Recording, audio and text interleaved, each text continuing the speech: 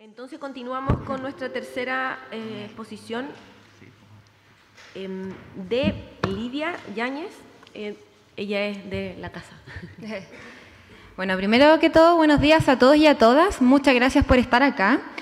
Como dijo Carolina, yo soy Lidia Yáñez, soy parte del Centro de Investigación Fragua. Y para nosotros este tipo de instancias son fundamentales dentro de nuestro quehacer porque constantemente nos estamos preguntando cómo lo que hacemos concretamente aporta a las luchas que lleva adelante el movimiento popular. Y es en ese marco que venimos desarrollando hace varios años ya un programa de investigación científico y político que aborda el movimiento social y el movimiento popular. Y son los hallazgos derivados de este programa los que hoy día les voy a presentar, sosteniendo dos tesis. La primera es que el movimiento social actual es débil estructuralmente y la segunda es que se encuentra actualmente hegemonizada por los intereses de estratos medios. Bueno, y para comenzar, cuando hablamos de movimientos sociales hoy en día es inevitable hacer referencia a la táctica que ha cobrado fuerza en la izquierda últimamente sobre constituir un referente político, un partido que pueda conducir esta fuerza social que habría emergido de la reciente ciclo de movilizaciones. ¿Y por qué? Porque ahora es cuando, porque la coyuntura es favorable para poder insertarse en el sistema político con un partido y competirle al duopolio. Esta apuesta que nosotros denominamos vía institucional se fundamenta en un análisis político del movimiento social que sostiene dos supuestos. El primero de ellos es que el movimiento social es fuerte. ¿Y en qué se mide esta fuerza? En la cantidad de gente que sale a la calle y también en la intensidad de las protestas. Pero el movimiento social tendría un límite. Y ese límite está dado porque no puede constituirse como una expresión política que concretice cambio y que pueda competirle al duopolio, algo que sí podría ser un partido recientemente constituido. Y el segundo supuesto que tienen de este análisis es que el movimiento social representa los intereses de las mayorías del país, intereses que de alguna u otra forma se dirigen a cuestionar el modelo neoliberal. Ahora, nosotros disentimos de esta evaluación positiva muchas veces que se hace de los movimientos sociales y que sustentan esta vía institucional, y principalmente porque planteamos dos críticas a estos supuestos. La primera crítica tiene que ver con la fortaleza de los movimientos sociales. ¿Y por qué? Porque la fortaleza no es solamente sacar más o menos gente a la calle. La fortaleza es una capacidad decisional potencial que tiene el movimiento para poder cambiar su táctica frente a la arremetida del enemigo. ¿Ya? Y cuando nosotros observamos hoy en día los movimientos sociales, nos damos cuenta que en verdad han sido desarmados por el enemigo con relativa facilidad.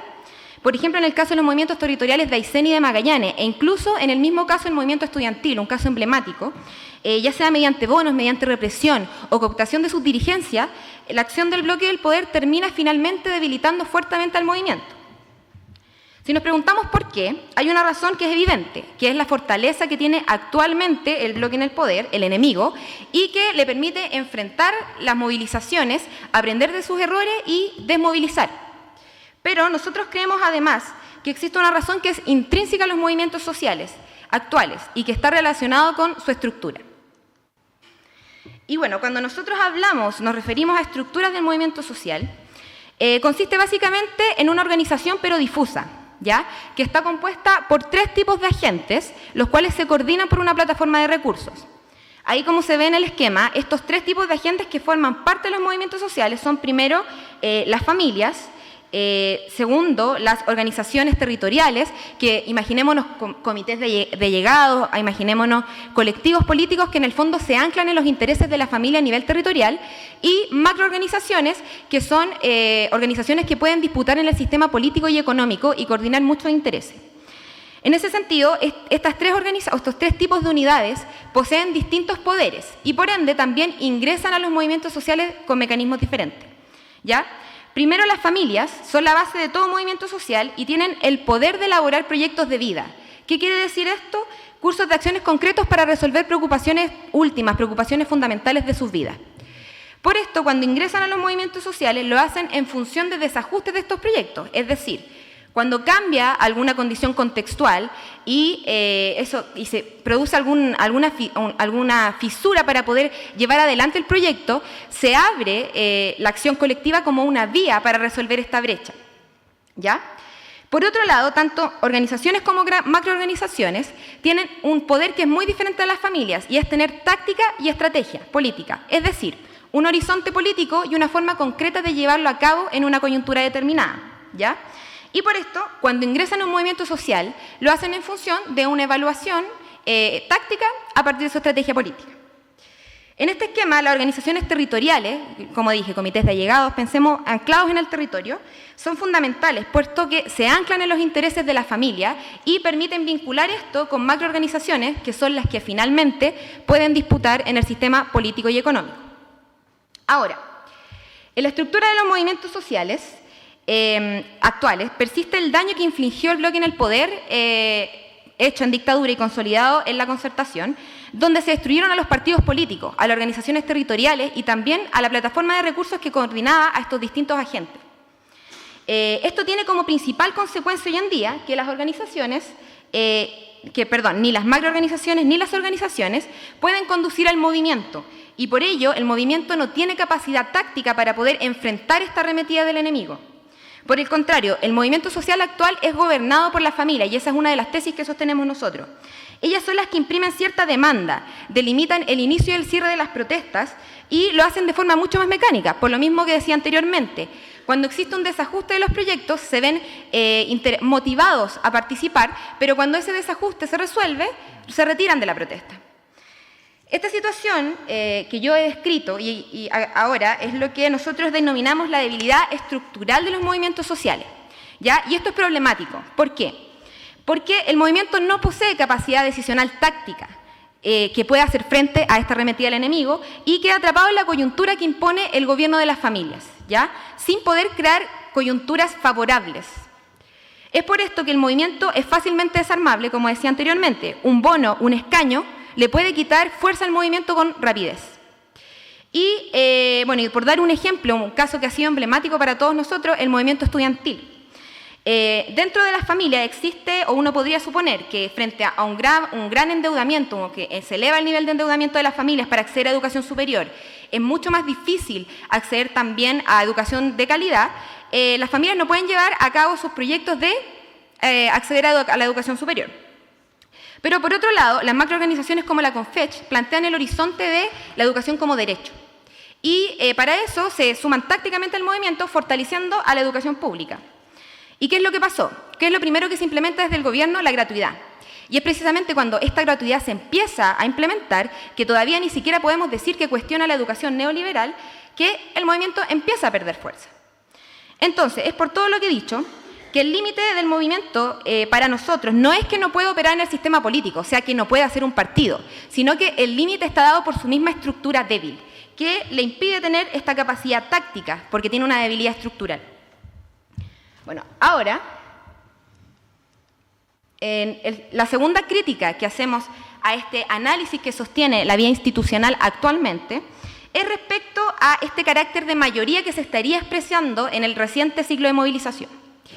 Y para saber qué entendemos por mayoría, tenemos que hacer necesariamente referencia a la cuestión de la desigualdad, ¿ya? Y cuando hablamos de desigualdad en Chile, tenemos algunas distinciones más que claras. Por un lado, ¿quién es el enemigo? Ya que puede ser la clase dominante, puede ser la élite, pueden ser distintos actores, pero lo tenemos más o menos claro y se nos vienen a la cabeza este tipo de personajes. O sea, un ciudadano como cualquiera, pero con poder, ¿ya? Y por el otro lado, cuando pensamos en quiénes somos nosotros, las mayorías con quienes nos identificamos, pensamos en la clase media, o sea, el amplio centro de una pirámide social que se encuentra entre ricos y pobres. Ahora, este tipo de concepciones de desigualdad está influido fuertemente por los niveles socioeconómicos de los estudios de mercado, que buscan medir capacidades de consumo, ¿ya? Este tipo de estudios reconoce a este enemigo como la clase alta y a esta gran mayoría que seríamos como la clase media, ¿ya? Y habría un tercer grupo que es la clase baja, o los estratos más bajos, pero que con los años habrían afirmado, de hecho, un estudio de la IM hace un par de años que estaría disminuyendo, ¿ya? Ahora, una pregunta que emerge en este punto para todos los que queremos hacer ciencia social es si es lo mismo hablar de capacidades de consumo que hablar de clases o de estratos. Yo creo que todos diríamos que no. Y lo erróneo de este tipo de clasificaciones se hace mucho más evidente cuando notamos que meten en el mismo saco, que es la clase media, a dos grupos. Por un lado, familias altamente proletarizadas, con alta precariedad laboral, con un alto riesgo de caer a la pobreza, que sería este grupo C3 dentro de la clase media, y familias que tienen formación profesional, con mejores condiciones de vida y que además ganan por sobre $1.000.000. O sea, todo eso sería parte de la clase media. Por esto, ya dejando atrás la pseudociencia, que son los estudios de mercado, y pasando a la ciencia social, lo que crea la desigualdad son relaciones sociales institucionalizadas y desiguales, ¿ya?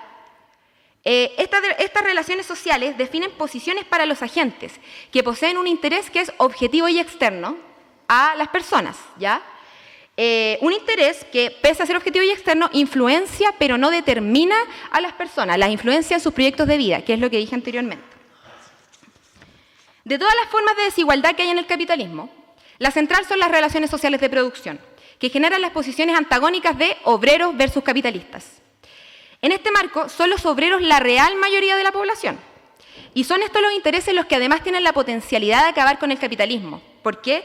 Porque se dirigen al control de los medios de producción. Ahora, y como dije anteriormente, dentro de esta gran mayoría que son la clase obrera, hay una alta heterogeneidad relacionada con las condiciones de vida. Y es en este marco que el estrato cobra relevancia. Otra forma fundamental de generar desigualdad en las sociedades actuales refiere a las relaciones sociales de estratificación. Estas definen dos tipos de posiciones, o sea, en realidad definen tres, pero los estratos altos están fuera del movimiento. Y estos dos tipos de posiciones forman parte de estas mayorías que se movilizan en los movimientos sociales. Y se diferencian ¿en qué? En que tienen distintas cantidades de recursos disponibles y oportunidades de vida a las que pueden acceder. Los primeros son los estratos medios, ¿ya? Los estratos medios tienen mejores condiciones de vida, tienen mayor cantidad de recursos y de oportunidades para poder llevar adelante sus proyectos de vida. Es por esto que el interés objetivo que tiene su posición, no ellos, refiere a solidificar sus condiciones de vida. Por otro lado, y por el contrario, los estratos populares poseen menores oportunidades, menores recursos, y la sociedad les impone muchísimas más constricciones para poder desarrollar sus proyectos de vida, muchísimos más impedimentos. Y es por eso que su interés o el interés de su posición se dirige a asegurar un mínimo de subsistencia, que por supuesto no es biológico, sino que es social y tiene que ver con un concepto o una concepción de dignidad. Tomando en cuenta entonces cómo opera la desigualdad en la realidad, es que en esta gran mayoría que son los movimientos sociales coexisten distintos intereses que son objetivos. La gente que forma parte es heterogénea, ¿ya? Y en un movimiento social, en este sentido, nosotros afirmamos, no puede haber mayoría, sino que hay hegemonía. Hegemonía que significa, en términos muy sencillos, un interés particular que se hace pasar por el interés de la totalidad. Y en base a nuestra investigación, los movimientos sociales actuales son hegemonizados por los estratos medios. ¿Por qué? Porque poseen mayores recursos para poder movilizar y hacer valer sus intereses, hacerlos parecer parte de una totalidad. Y esto, como dije anteriormente, en un escenario de un gobierno de las familias, de un movimiento social débil. Y esto, ¿dónde lo podemos observar de forma súper concreta? En las demandas que sostienen finalmente los movimientos, porque estas demandas son las que terminan movilizando a la fuerza social disponible. Y un ejemplo, voy a retomar de nuevo el caso del movimiento estudiantil, donde, ¿qué fue lo que primó en cuanto al problema de la educación? La demanda por la educación superior. Lo que ha sido caracterizado como muy acorde y coherente con los proyectos de los estratos medios, porque estos permiten la reproducción de sus condiciones de vida. Obviamente los estratos populares sí valoran la educación superior como algo positivo, pero el problema es que no es algo asible o no es algo concretizable, factible en sus proyectos, y de hecho sus demandas pasan mucho más por la educación primaria y secundaria, que sirven para asegurar el futuro de los hijos, que ese es su proyecto, o es un proyecto muy dominante. Para nosotros, la hegemonía de los intereses de estratos medios es problemática, no solo porque las grandes mayorías reales no ven vistas sus preocupaciones e intereses en los movimientos sociales actuales, o si los ven desde un lugar marginal. Es también porque un movimiento revolucionario desde nuestra perspectiva tiene que estar orientado por intereses populares y intereses trabajadores, porque son estos los que tienen la potencialidad de acabar con el capitalismo. Finalmente, nos interesa plantear otra alternativa política sobre el quehacer actual, que dista mucho actualmente sobre, por eso, en esta coyuntura no sabemos en el futuro, de la vía institucional. Como argumenté, la inserción en el sistema político es problemática, porque actualmente los movimientos sociales son débiles, lo que les quita capacidad decisional táctica. La contracara de esto, como dijo ayer y expuso mi compañero Matías Jaramillo, es la fortaleza que tiene el bloque en el poder, que actualmente le permite definir las reglas del juego político en el Congreso. En ese sentido, si bien es factible que en esta coyuntura en concreto uno pueda insertarse en el sistema político, pueda tener algunos escaños, incluso podemos lograr algunas ganadas que favorezcan a los movimientos sociales. ¿Qué pasará cuando estos avances pongan en entredicho los intereses de la clase dominante? Porque esperamos que si estamos de verdad ganando cosas para el pueblo, esos intereses van a ser antagónicos. Vamos a tener que pegarles a ellos. ¿Cómo vamos a defender lo ganado cuando hay un movimiento social débil que no tiene capacidad táctica ni estratégica? Ahora, para nosotros este problema tiene un trasfondo aún mayor, que está relacionado con el proyecto de sociedad que queremos construir. Como nos han enseñado algunas de las experiencias de los socialismos reales, el acumular en el Estado con ausencia del pueblo conlleva el peligro de que este poder acumulado se transforme en un privilegio que termine sosteniendo y reproduciendo la desigualdad. La única forma de acumular poder sin que esto se vuelva a transformar en un privilegio es el poder popular. Y es por esto que nuestra apuesta para el periodo consiste en construir y fortalecer un movimiento orientado por los intereses populares y trabajadores, mediante un trabajo territorial. Es de esta forma que esperamos constituir un protagonismo popular de las reales mayorías del país. Muchas gracias por su atención.